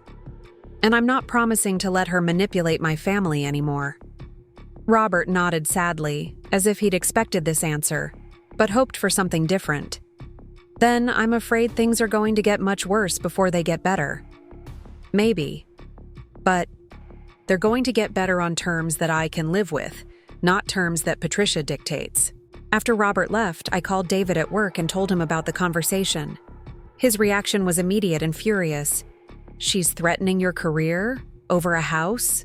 Over control. The house is just a symbol. This is about her trying to force me back into the box she thinks I belong in. We need to call our lawyer. If she's making professional complaints without basis, that could be defamation. David, are you sure you want to escalate this into a full legal battle with your mother? There was a long pause before he answered. Sarah, my mother just threatened to try to destroy your career because you succeeded at something she couldn't achieve. This isn't about family dynamics anymore. This is about protecting the life we've built together. For the first time since this whole conflict began, I felt like David and I were completely aligned in our response. He wasn't trying to find middle ground or manage competing loyalties. He was choosing to protect his wife and children from someone who was actively trying to harm us. The war Patricia had started was about to become very real, very public, and very expensive. But at least now I knew that when the battle lines were finally drawn, my husband would be standing on the right side of them. 3 weeks after the party, Patricia's campaign against me reached its peak when I received a certified letter from a law firm I'd never heard of. The letterhead was impressive, with multiple partners' names listed in gold-embossed lettering, and the content was designed to intimidate. The letter alleged that my purchase of the Victorian mansion constituted interference with prospective business relations, and demanded that I provide documentation proving I hadn't used insider information to gain an unfair advantage in the Audi acquisition. It also threatened to file complaints with the State Real Estate Commission regarding my business practices and suggested that my recent success might warrant investigation by tax authorities. I read the letter twice, then called our family attorney, Michael Torres, who'd handled our house purchases and wills but had never dealt with anything this complex. Sarah, this is clearly a harassment tactic, Michael said, after reviewing the documents. None of these allegations have any legal merit, but responding to them properly is going to require significant time and money. That's exactly what they're counting on. How much time and money? If Patricia follows through on these threats, we're looking at months of legal proceedings and potentially tens of thousands of dollars in defense costs. Even if we win every challenge, the process itself could be financially devastating. I hung up feeling sick to my stomach. Patricia had found the perfect weapon, legal harassment that would be expensive to fight, even if every charge was ultimately dismissed. She was betting that the cost of defending myself would be higher than the cost of capitulating to her demands. That evening, David came home from work looking grim. He'd received his own visit from Patricia's legal team, delivered, in the form of a conference call with his managing partner. "They've filed a complaint suggesting that I might have provided you with privileged information about client real estate holdings," David said, loosening his tie and pouring himself a drink. "Complete nonsense, but the firm is required to investigate any allegations of ethical violations." "What does that mean for your job?" "It means I'm going to be under internal review for the next several weeks while they examine my client files and interview my colleagues. No criminal charges, no disciplinary action yet, but it's going to be uncomfortable and potentially damaging to my reputation." I felt the full weight of what Patricia was doing settle over me. She wasn't just attacking me anymore. She was targeting David's career, our family's financial security, and our children's stability. All because I'd bought a house she wanted and refused to be excluded from Christmas. "David, maybe I should just sell her the house. End this before it destroys everything we've worked for." He set down his drink and looked at me with an expression I'd never seen before. Not anger exactly, but something harder and more determined. "No, absolutely not. You're not giving in to extortion, and I'm not letting my mother destroy my family because she can't handle being told no. But your job, our savings, the kids' college funds, we'll all be fine once we get through this. Sarah, what my mother is doing isn't just wrong, it's illegal. We're going to fight back, and we're going to win." The next morning brought an unexpected ally. Jonathan Whitmore, the commercial developer I'd met at the party, called with a proposition. That changed everything. "Mrs. Mitchell, I've been thinking about our conversation, and I have an offer I'd like you to consider. I'm looking for a partner on a major historic renovation project, someone with your expertise in high-end properties and your understanding of architectural preservation." "What kind of project?" "I've just acquired the old Riverside Mill complex, downtown. 12 buildings, most of them from the 1800s, with plans to convert them into luxury condominiums and commercial space. It's a 2-year project with a potential profit margin in the 8-figure range." I nearly dropped the phone. Jonathan was offering me a partnership in a development deal that could set me up financially for life. "Why me? You barely know me." "I know enough. I've been asking around about your reputation in the industry, and the responses have been uniformly positive. Plus, after seeing how you handled the acquisition and renovation planning for the Victorian mansion, I'm convinced you have the vision and attention to detail this project requires. Jonathan, I need to be honest with you. I'm currently dealing with some legal challenges that might affect my availability." "Legal challenges?" I gave him a brief overview of Patricia's harassment campaign, expecting him to withdraw his offer immediately. Instead, he was quiet for a long moment before responding. "Mrs. Mitchell, I've been in business for 30 years, and I've seen this kind of thing before. Successful women, especially women who achieve something that threatens established power structures, often face exactly this type of retaliation. The question is whether you're going to let it stop you, or whether you're going to use it as motivation to succeed even more dramatically." "What do you mean?" "I mean that if you're interested in this partnership, I have resources that extend beyond real estate development, legal resources specifically. My firm keeps several excellent attorneys on retainer for exactly these kinds of situations." By the end of the conversation, I had not only secured the most significant business opportunity of my career, but also gained access to a legal team with experience in harassment and defamation cases. Jonathan's attorneys would handle Patricia's challenges pro bono as part of their partnership agreement with me. When I told David about the development deal that evening, his reaction was everything I could have hoped for. "Sarah, this is incredible. You've turned Patricia's attack into the opportunity of a lifetime. It feels too good to be true. It feels like justice. You've worked for years to build your reputation and expertise, and now someone with Jonathan's stature is recognizing that value. Patricia thought she could destroy your career, but instead she's pushed you into a partnership that's going to make you one of the most successful developers in the state." The legal response came swift and decisive. Jonathan's attorneys filed countersuits for harassment, defamation, and frivolous litigation within a week of being retained. They also submitted formal complaints about Patricia's legal team's tactics to the State Bar Association. More importantly, they compiled a comprehensive defense package that documented every aspect of my house purchase, my real estate career, and my business practices. The evidence was so thorough and compelling that Patricia's attorneys withdrew their complaints within 2 weeks, rather than face sanctions for filing frivolous charges. The investigation into David's professional conduct was closed even faster. When the law firm's review committee saw the documented evidence of Patricia's harassment campaign, they classified the allegations as clearly retaliatory and commended David for maintaining appropriate professional boundaries under difficult and personal circumstances. But the most satisfying resolution came in the form of a phone call from Margaret Thornfield.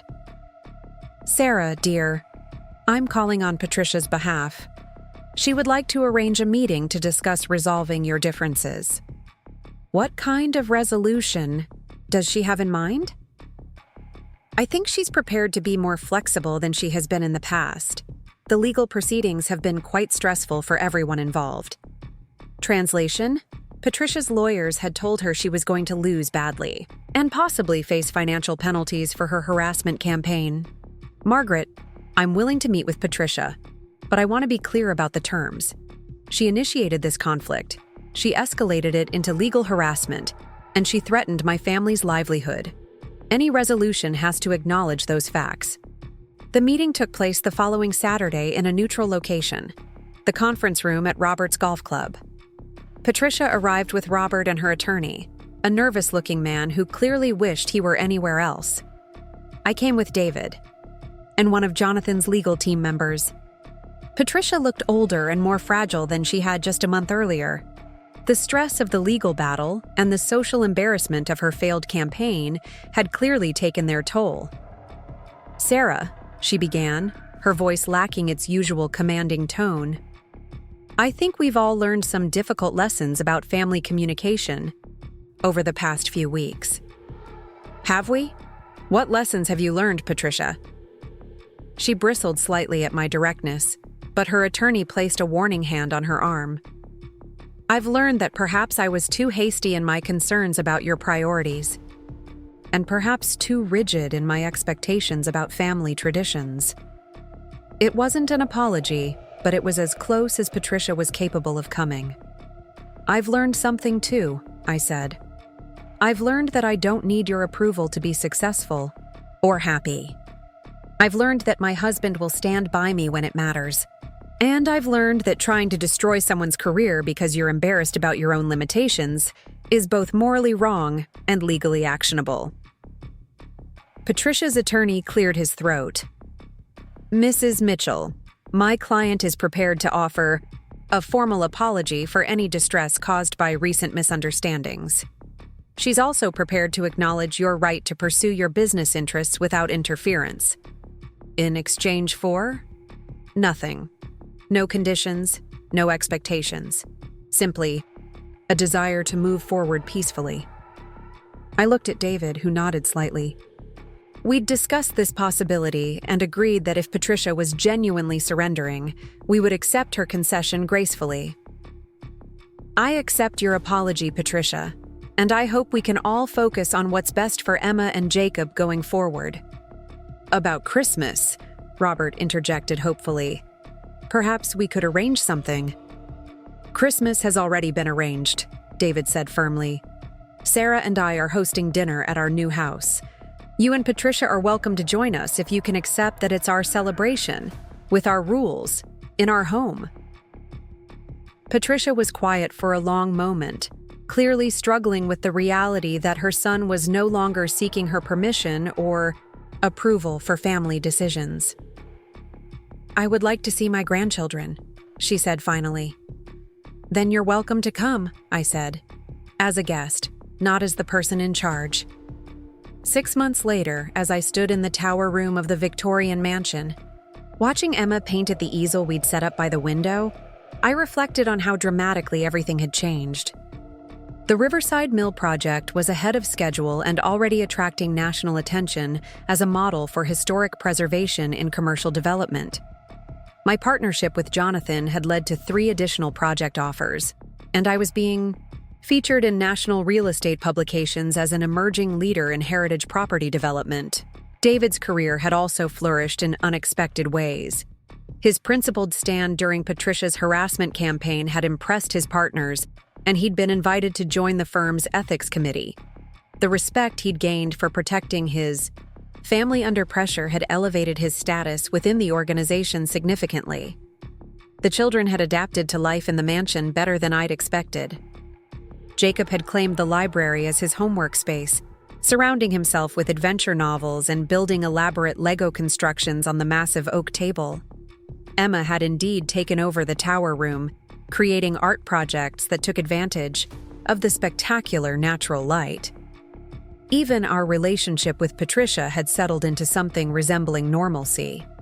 She attended family gatherings now as a guest, rather than the commanding presence she'd once been. She was polite to me, occasionally even warm, and she'd learned to express her opinions as suggestions rather than directives. Most importantly, David and I had emerged from the conflict as true partners. The crisis had forced us to choose between competing loyalties, and having made that choice successfully, we'd built a foundation of trust that made everything else easier. On Christmas Eve, exactly 1 year after Patricia's ultimatum had started everything, we hosted our 2nd annual holiday party. This time, Patricia was on the guest list from the beginning, and she even volunteered to help with some of the planning. As I watched her playing with Emma and Jacob by the Christmas tree we'd set up in the main parlor, I realized that the woman who'd once tried to exclude me from Christmas was now genuinely enjoying a celebration that I had created and was hosting, in the house she'd once dreamed of owning. "Any regrets?" David asked, coming up behind me and wrapping his arms around my waist. "About what?" "About fighting back instead of just accepting the way things were." I leaned back against him, watching our children laugh with their grandmother, while our friends and colleagues mingled throughout the rooms of our beautiful home. "No regrets," I said. "Sometimes the only way to build something better is to refuse to accept something worse." Later that evening, after the guests had gone home and the children were asleep, Patricia approached me in the kitchen where I was putting away the last of the dishes. "Sarah," she said quietly, "I want you to know that I'm proud of what you've accomplished. With the house, with your business, with the way you've built this family." It was the first time she'd ever expressed pride in my achievements rather than merely tolerating them. "Thank you, Patricia. That means a lot. I was wrong about you. For a long time, I was wrong about a lot of things. I thought keeping control meant keeping everyone in their proper places. But I realize now that the strongest families are the ones where everyone is free to become their best selves." "Even daughters-in-law who buy houses you want?" She smiled, the first genuinely warm smile she'd ever given me. "Especially daughters-in-law who are smart enough and brave enough to buy the houses they want, regardless of who else might be watching." As I locked up the house that night and turned off the lights in each elegant room, I thought about the journey that had brought us to this moment. A year ago, I'd been a woman trying desperately to earn approval from someone who would never offer it. Tonight, I was a successful business owner, a respected member of my community, and the matriarch of a family that operated on principles of mutual respect rather than hierarchical control. Patricia had taught me an important lesson, though probably not the one she'd intended. She'd shown me that the only approval that really mattered was my own, and the only limitations that could hold me back were the ones I accepted. The Victorian mansion stood quiet and grand around us as we climbed the stairs to our bedroom, filled with the echoes of laughter and conversation from the evening's celebration. Tomorrow, there would be more projects to plan, more goals to pursue, more challenges to overcome. But tonight, in the house that had started as Patricia's dream and become my reality, I was exactly where I belonged. Not because someone else had decided I was worthy of being there, but because I'd claimed the space myself and proven I deserved to keep it. The war was over, and everyone had won. Patricia had her relationship with her grandchildren. David had learned to prioritize his own family's needs. The children had grown up seeing that respect could be earned and boundaries could be maintained. And I had learned the most important lesson of all, that sometimes the best way to keep peace in a family is to be willing to fight for it. Up next, you've got 2 more standout stories right on your screen. If this one hit the mark, you won't want to pass these up. Just click and check them out.